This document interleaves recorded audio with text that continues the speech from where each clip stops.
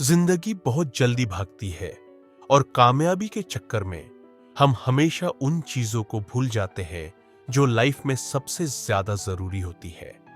हमेशा यही सोचकर काम को टाल देते हैं कि कल कर लेंगे, लेकिन जिंदगी नाजुक है और कब क्या हो जाए कोई नहीं जानता। ये एक आदमी की कहानी है जिसने ये बात बहुत मुश्किल से सीखी, एक ऐसी बात जिसने उसकी पूरी जिंदगी बदल दी। वाराणसी की गलियों में हंसी की आवाज गूंज रही थी और सूरज पुराने घाटों को सुनहरा बना रहा था। ईशान, एक 30 साल का बड्ढा आदमी, तेजी से तंग गलियों से जा रहा था। वो एक बड़े बिजनेस डील पर बात कर रहा था और अपने आसपास के लोगों पर ध्यान नहीं दे रहा था। फूल बेचने वाले, नाव चलाने वाले, बरगद के पेड़डाच के नीचे बैठे बूढ़े साधु, उसके पास इन पलों के लिए वक्त नहीं था। अपना भविष्य बना रहा था। लाइफ इतनी बिजी थी कि रुकने का टाइम नहीं था। उस शाम ईशान को अपनी मां का फोन आया। वो काफी दिनों से फोन कर रही थी, लेकिन ईशान हमेशा उनसे बात करने के लिए टाल देता था। उसने मैसेज किया, मां मैं मीटिंग में हूं, मैं आपको बाद में फोन करूंगा। उसकी मां ने बस इतना जवाब दिया, अपना ख्याल रखना बेटा।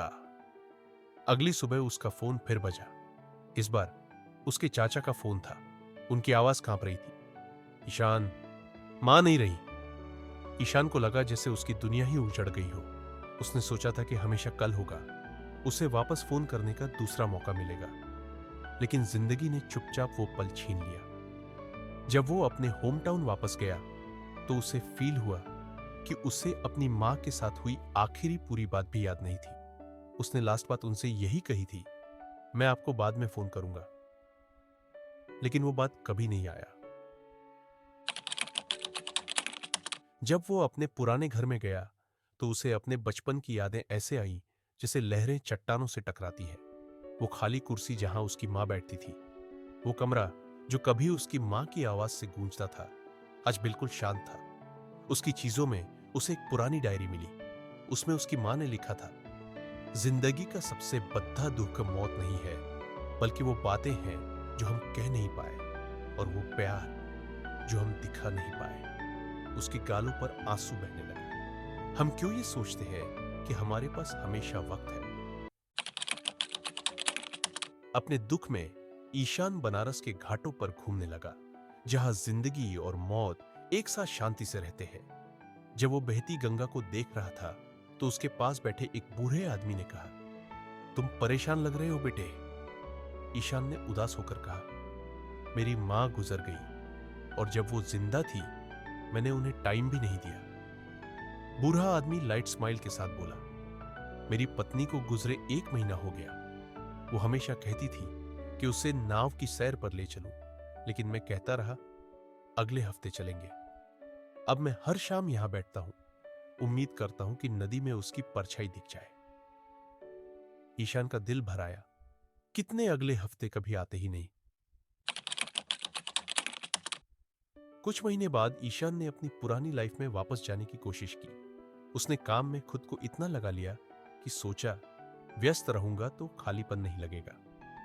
एक रात मीटिंग से घर जाते वक्त बहुत तेज बारिश हो रही थी। उसका फोन बजा। दोस्त रोहित का फोन था। उसने सोचा बाद में कॉल कर लूंगा, और फोन नहीं उठाया। उसी वक्त पीछे से एक ट्रक की लाइटें उसकी गाड़ी के शीशे में चमकी। कुछ समझ पाता उससे पहले जोर का धमाका, अंधेरा छा गया, सब शांत हो गया। जब उसे होश आया तो वो अस्पताल में था।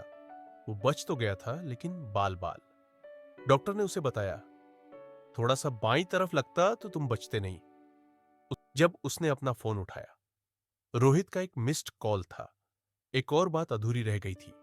उसके चेहरे से आंसू बह रहे थे। जिंदगी छोटी है, उसने कितने पल पहले ही गवा दिए थे। ठीक होने के बाद ईशान बदल गया था। अब वो जरूरी कामों को टालता नहीं था। वो अपने पुराने टीचर से मिलने गया, जिन्होंने उसे रास्ता दिखाया था। उसने अपने बचपन के दोस्तों के साथ वक्त बिताया। वो रोहित को हर हफ्ते बस हालचाल पूछने के लिए फोन करता था। उसने छोटी छोटी बातों पर ध्यान देना शुरू कर दिया। चिड़ियों की चहचहाहट, सूरज की गर्मी, उसने सालों कामयाबी के पीछे भागने में बिता दिए, लेकिन अब वो जिंदगी जी रहा था। एक दिन वो नदी के किनारे बैठा और मुस्कुराया। सालों बाद उसे लगा कि वो सच में जी रहा है। शहर से जाने से पहले ईशान उस बूढ़े आदमी से घाट पर फिर मिला। बेटा, आदमी बोला, तुम क्या समझे? ईशान ने जवाब दिया कि हम सब यहां बस कुछ टाइम के लिए हैं, और अगर हम जीना नहीं सीखते तो हमें सिर्फ पछतावा होगा। बूढ़े आदमी ने हाँ में सिर हिलाया।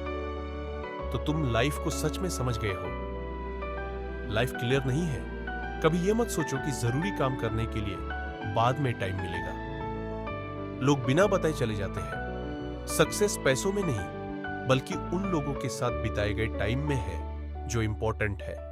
बिजी रहना कोई बहाना नहीं है। 1 मिनट का फोन या एक सिंपल मैसेज भी बहुत इंपॉर्टेंट हो सकता है। अभी जो पास्ट जा चुका है, फ्यूचर अभी डिसाइड नहीं है, लेकिन प्रेजेंट तुम्हारा है। इसे एक्सेप्ट करो। यह कहानी बताती है कि जिंदगी जल्दी खत्म हो जाती है, और असली चीजें वो पल हैं जो हमें अच्छे लगते हैं, और वो लोग जिन्हें हम प्यार करते हैं।